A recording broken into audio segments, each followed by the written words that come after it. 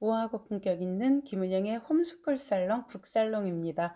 오늘 추천 도서는 음식의 제국인데요. 요즘 음식 이 푸드 중심으로 계속 시리즈로 제가 올리고 있죠. 그만큼 우리가 이제 이 먹는 것들 그리고 또 인류의 생명을 담보하는 식량이라는 관점에서 이것이 얼마나 중요한 의미를 갖는가. 그리고 요즘에 우리 코로나 이후로 주로 배달 음식 많이 먹잖아요. 이것을 우리가 어떻게 다시 생각해야 되는가. 사실은 단순히 배달해서 음식을 먹는다는 것뿐만이 아니라 거기에는 인간의 활동과 생명, 운동과도 다 연결이 되어져 있거든요. 그래서 이것을 그냥 단순하게 우리가 음식을 시켜 먹는다라는 관점이 아니라 앞으로 인간의 지속 가능한 삶을 위해서는 지금 현재의 이러한 코로나 스타일의 그 푸드 스타일이 우리에게 어떤 의미가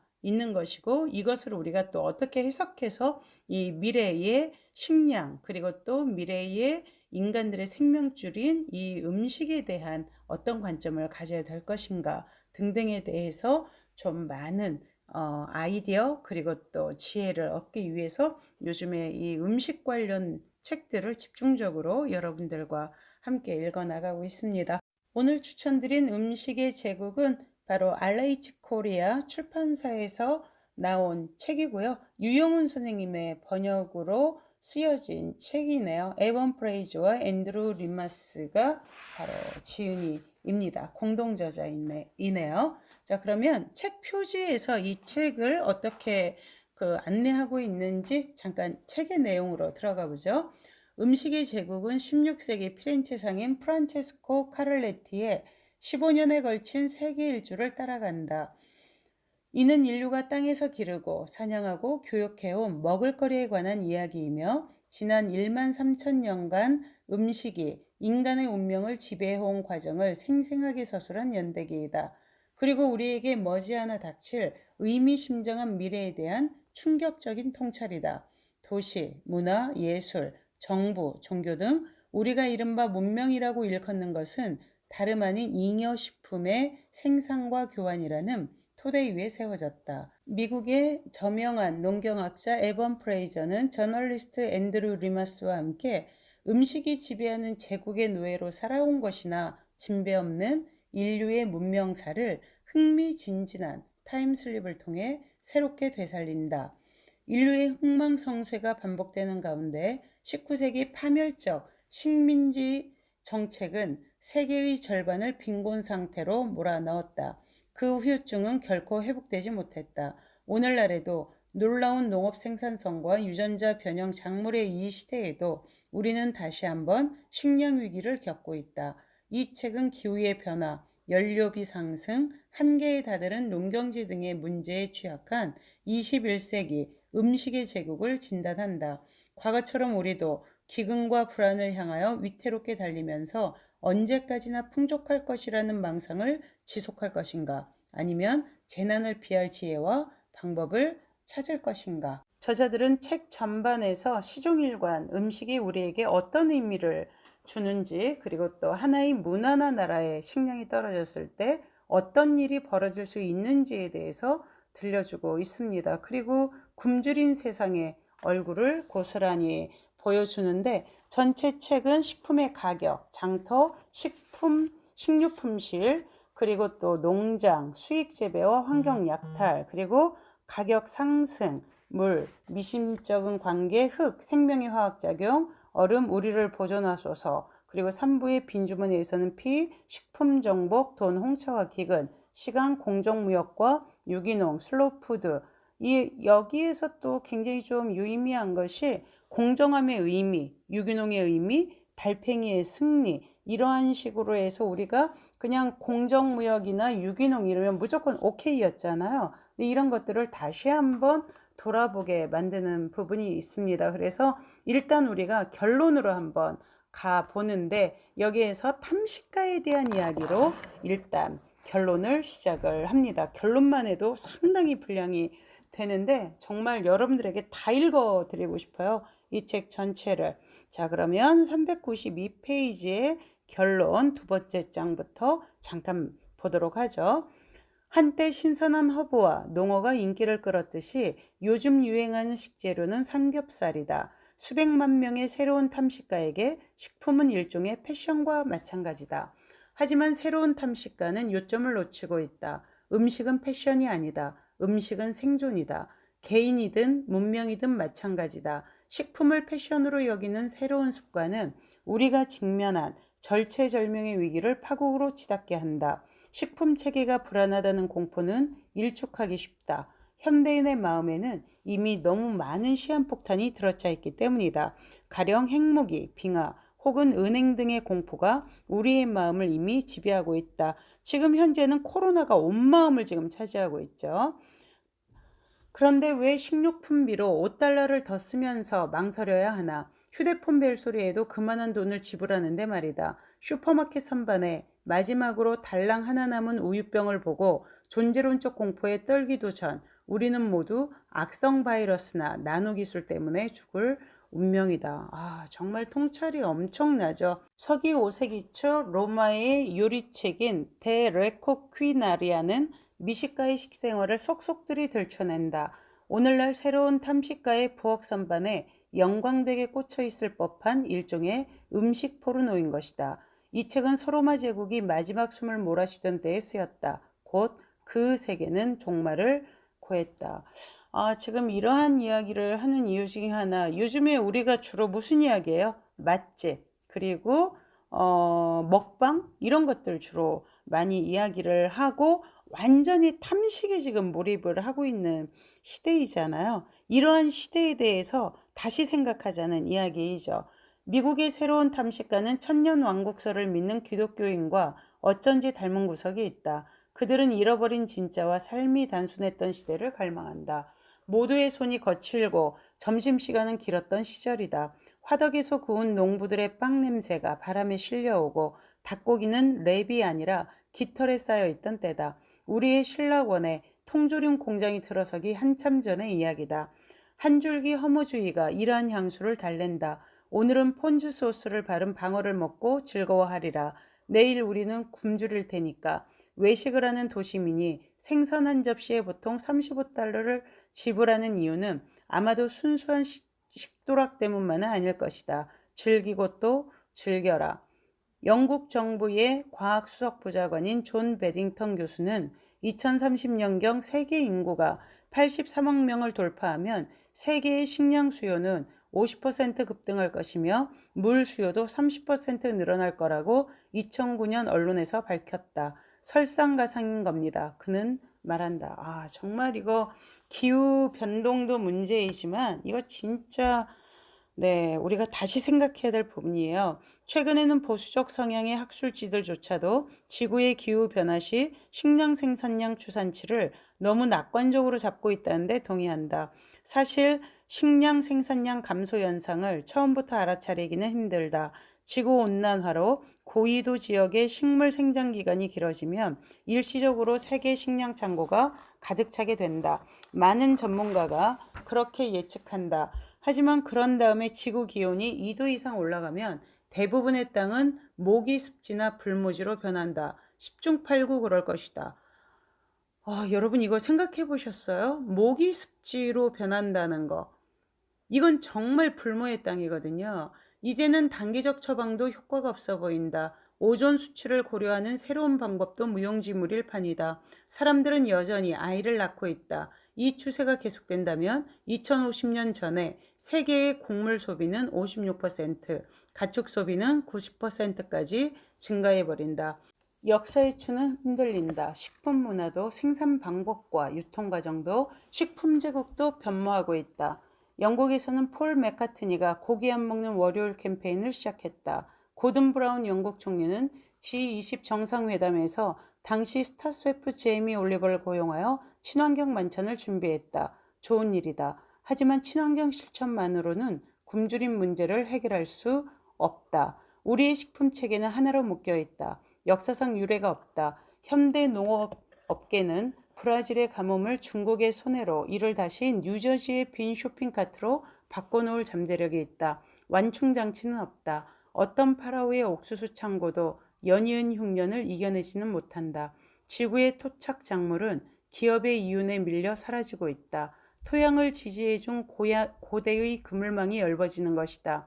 우리의 식품 체계는 담수와 냉장에 중독되어 갈지짝 얼음을 걷는다. 만약 통통한 실험실 작물이 구름 같은 해충대에 먹힌다면 그걸로 끝이다. 예언자들은 그날의 두려움을 설파한다. 마지막 석유 탱크가 바닥나고 전력이 끊기면 도시는 석기 시대로 되돌아간다. 하지만 석유 고갈 사태를 열정적으로 경고하는 사람들도 우리의 식량을 화석연료로 만들고 있다는 사실은 간과하는 경향이 있다. 원유 생산 중단으로 화학비료 공급이 끊기면 작물 생산량은 절반으로 떨어지게 되고 30억 명이 밥을 먹을 수 없게 된다.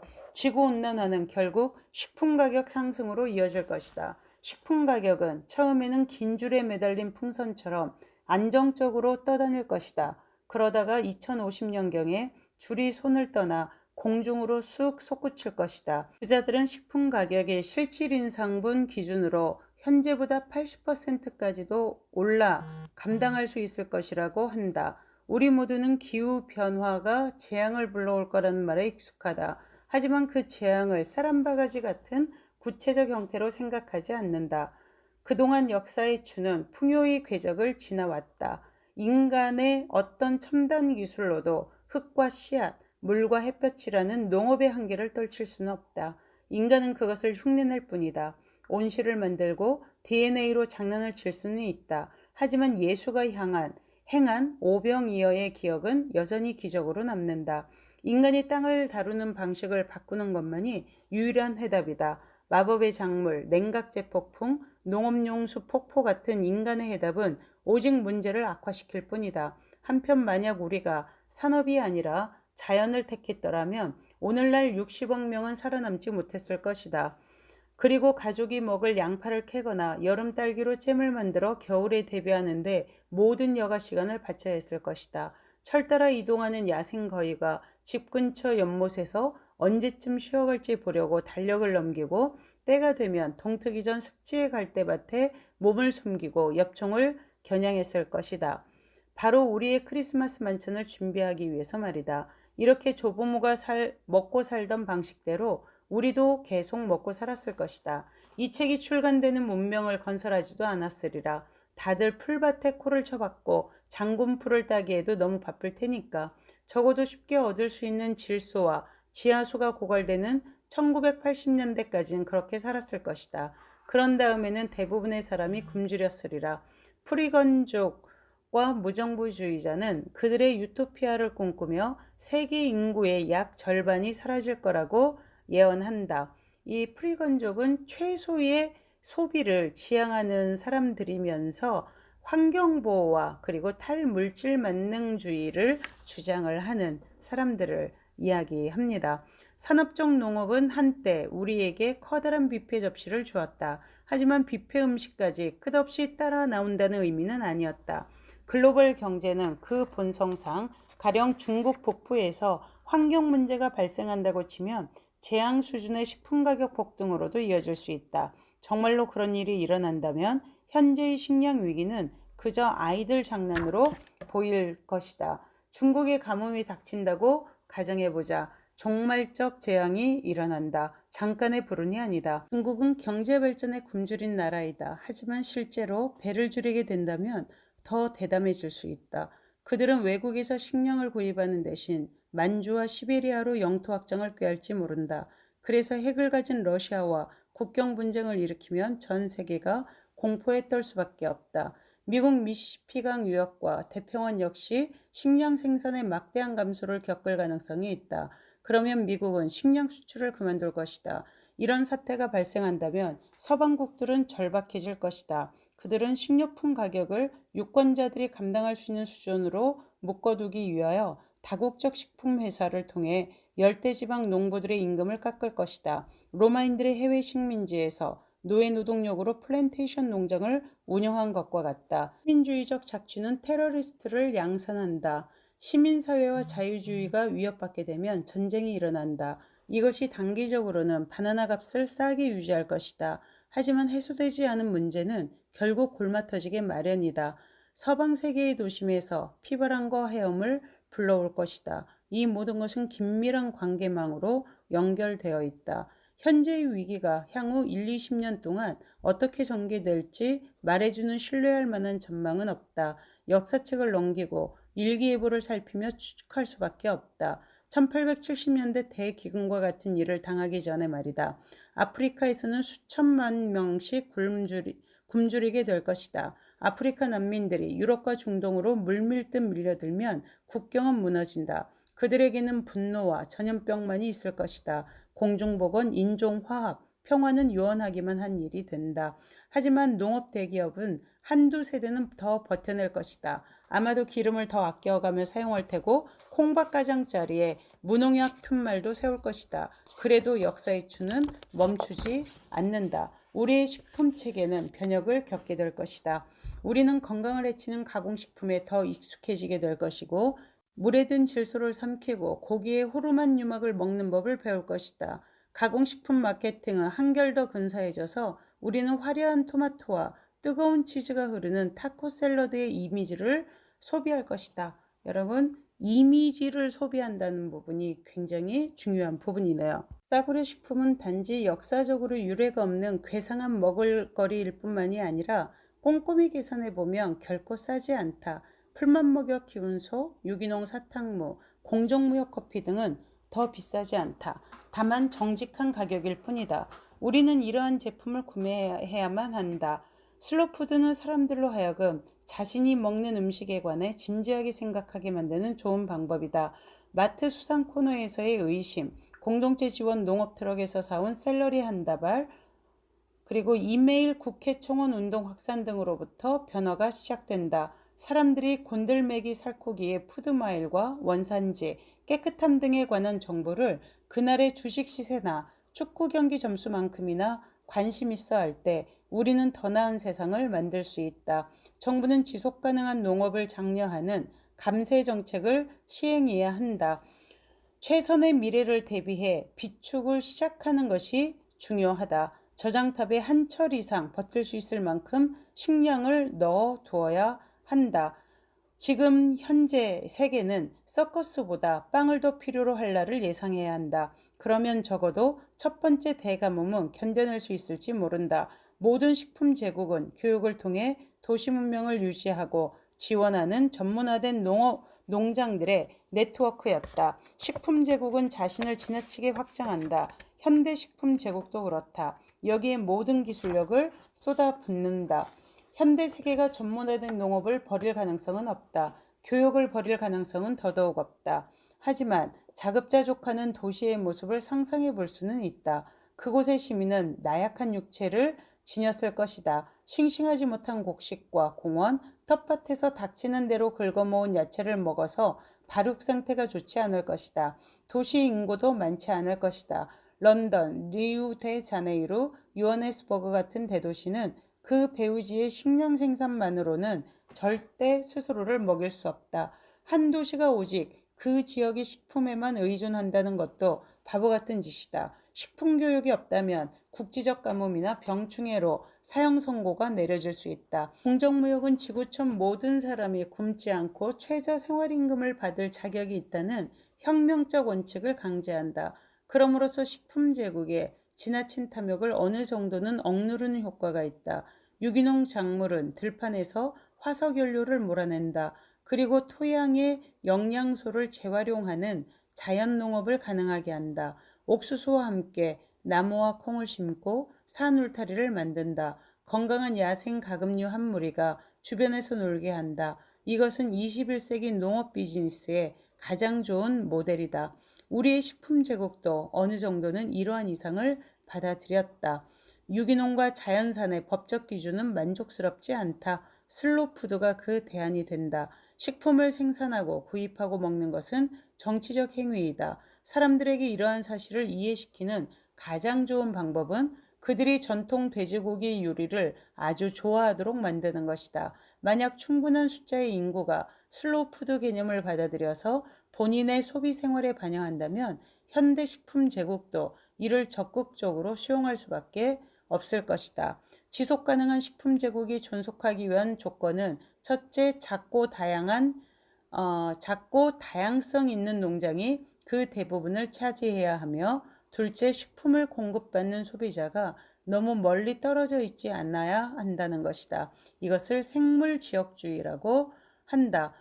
정말 음식이 어떻게 이 인간의 문명의 흥망성쇠를 지배하는가에 대해서 너무나 절감할 수 있는 내용들입니다.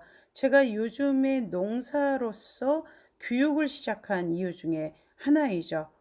여러분, 오늘 책 읽고 나니까 아시겠죠? 제가 왜 그렇게 이 교육을 생존의 문제로 봐야 되는가에 대해서 지금 계속 라이프스타일 교육에서 이야기를 하고 있는지, 여러분과 나, 그리고 여러분들 자녀와 내 딸의 생존의 문제, 인류의 바로 흥망성쇠의 문제이기 때문입니다.